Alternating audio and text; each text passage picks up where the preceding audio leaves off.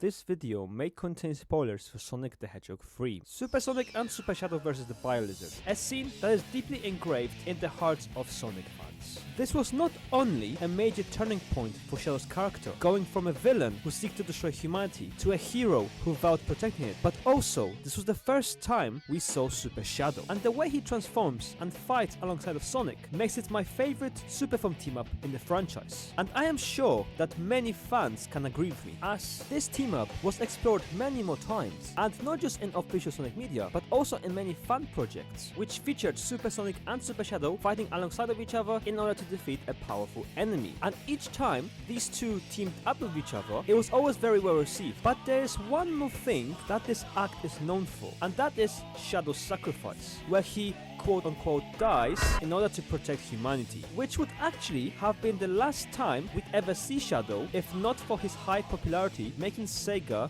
bring him back. And honestly, that was the best decision they ever made. After Shadow's sacrifice, Sonic talks to Rouge and hands her a golden ring. Now, many have speculated that this is one of Shadow's inhibitor rings, which begs the question, did Shadow remove his inhibitor rings during the fight against the Final Hazard?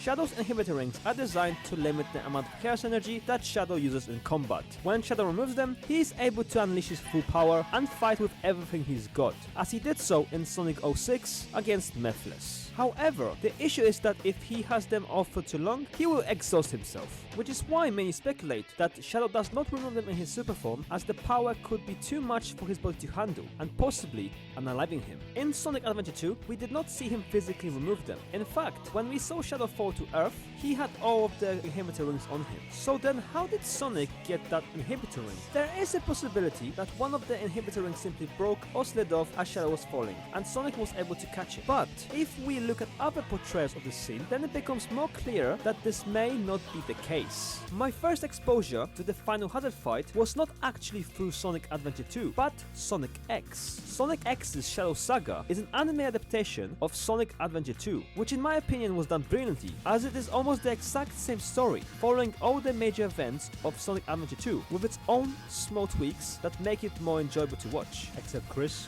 he was not needed there. This is actually what made me want to play Sonic Adventure 2 itself. And this show is what made Shadow's inhibitor ring so popular, as he removes them not once, but twice in his base form and twice in his super form, including during the fight against Final Hazard, when he's about to sacrifice himself, which is actually the first time he removes the rings in the show. And just like in Sonic Adventure 2, Sonic brings back Shadow's rings as well, making this the first hint that Shadow did indeed remove them in the game, since the two battles against the Final Hazard are very similar. Now, it is entirely possible that Sonic X just went a different route and wanted to do their own interpretation of the fight, which is why they made Shadow remove the rings, which I would agree with if Shadow did not do the same in a different piece of Sonic media. Sonic the Hedgehog 3 was another adaptation of Sonic Adventure 2. While it does not follow the story as closely as Sonic X does, the concept is still the same, with Shadow trying to destroy humanity in order to avenge Mario's death, and later turning a leaf and wanting to protect it. His backstory also remains relatively unchanged, and even though Sonic and Shadow do not fight the Final Hazard in the movie, they still both use their super forms in order to save the planet. And like in previously mentioned titles, Shadow also sacrifices himself in order to save everyone. And doing so, just like in Sonic X, Shadow does remove his inhibitor rings, this time in order to push the Ark away from the Earth. This means that Shadow removing his rings in this situation is a very widely accepted concept,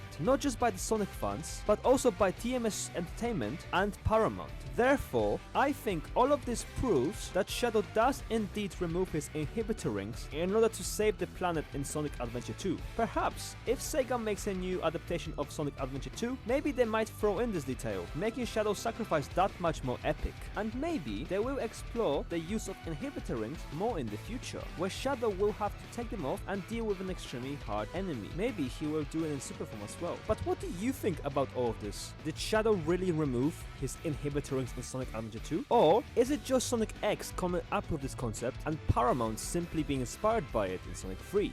creating a potential misconception that it was indeed canon in the games? And would you like to see Shadow remove his inhibitor rings more in the games? Thank you so much for watching this video. It was really fun to make. If you made it to the end, then you're a legend, as I really appreciate it. And if you want to see more Sonic content, then please consider liking and subscribing. And also I made a Discord channel, so be sure to check it out if you want to chat about Sonic and all the stuff related to him. And I'll see you in the next one. Have a good one.